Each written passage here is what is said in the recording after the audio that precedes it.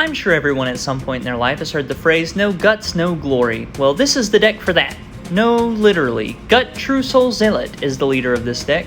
Have you ever wanted to turn squirrels into big skeletons? Well, for the squirrel to skeleton pipeline, let's take a look at the deck. Gut True Soul Zealot is a 3 mana, 1 red, 2 generic, 2/2 legendary goblin shaman that reads, whenever you attack, you may sacrifice another creature or artifact. If you do, create a 4/1 black skeleton creature token with menace that's tapped and attacking. Choose a background. Now the background we are pairing with Gut is Cloakwood Hermit, a legendary enchantment background that says commander creatures you own have, at the beginning of your end step, if a creature card was put near your graveyard from anywhere this turn, create 2 tapped 1/1 green squirrel tokens. With this deck, we are looking to take squirrels and turn them into skeletons with Gut's ability. Then, because a creature was put in the graveyard, make more squirrels.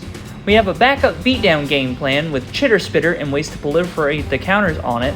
We also have one infinite combo that can win the game 2 different ways, either by burning out our opponents with ETBs or attack with an absolutely insane amount of squirrels. Cards that work well with what we are trying to do would be Champion of Lamholt, who will love all the creatures entering the battlefield and grow huge. Emrakul's Evangel will trade our squirrels into slightly bigger 3/2 Eldrazi horrors. Rumgully the Generous and Renata Called to Hunt turn our 1/1s into 2/2s and help with cards such as Armorcraft Judge, Jin Yangyu, Wildcrafter, Goro Goro, Disciple of Ryusei, and Inspiring Call. Cultivator of Blades is another great pump ability for our token army. Death's Presence will turn our fallen token brothers into more power for those that remain. Song of Freyalise is going to pull double work because the first 2 lures on this saga are going to help us ramp into bigger stuff or pop out more token generators.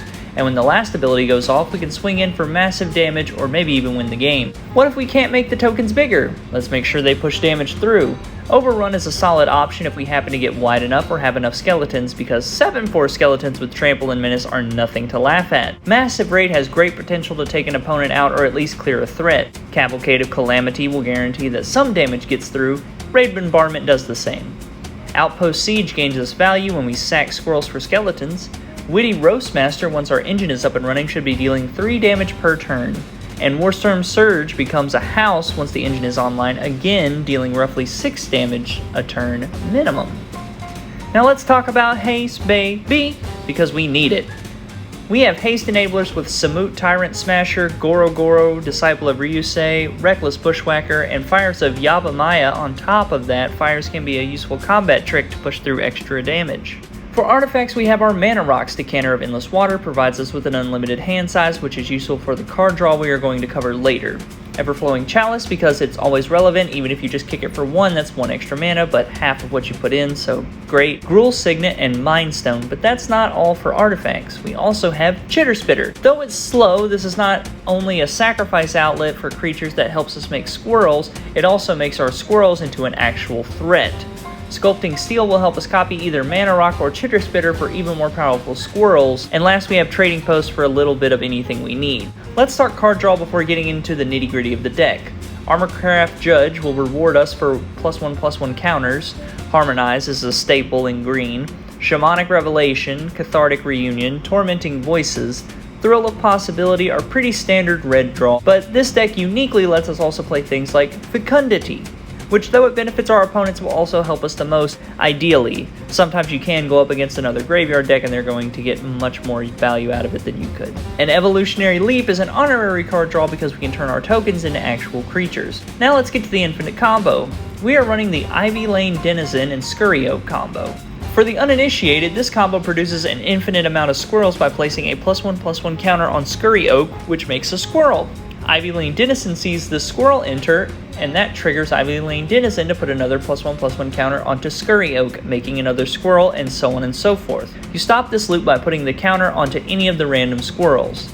Now this is why the decks run so many haste enablers, because it's all fun and games to generate an infinite board until you have to sit there with it and pray it gets around to your turn again.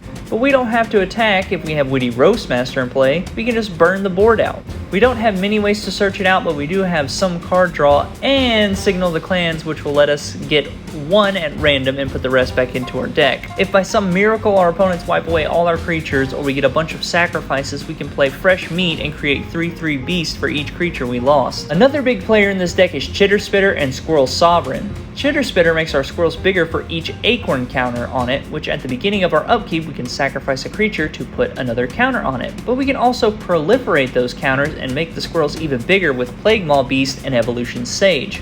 Jaxus the Troublemaker also helps us make copies of our powerful creatures, which we can then populate them with our other cards like Selesnya Eulogist, Full Flowering, and Gerard's Belligerence, to make the copies hang around forever. Lastly, we also have some recursion, which combos again with our populate card. Timeless Witness can be eternalized and copied for any of our combo pieces that end up in the yard. Anything Felden of the Third Path brings back, we can populate it and make it stick around. And Pugnacious Pugilist will make us some devil tokens we can sack for a little extra damage. This deck in its current state runs about 2144, but that is including lands and other things that could be cheaper with different versions of cards. Now let's quickly go over some upgrade options if you like the deck but want to push it even more. Obviously, let's start with the mana rocks. A Soul Ring and an Arcane Signet will go a long way. Ramping a 3 Visits or a Nature's Lore couldn't hurt. Card draw, I would definitely look into Garruk's Uprising and Elemental Bond.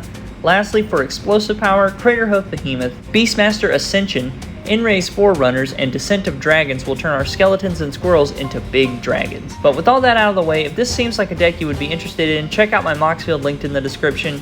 Be sure to like, comment, subscribe, and I'll see you in the next one.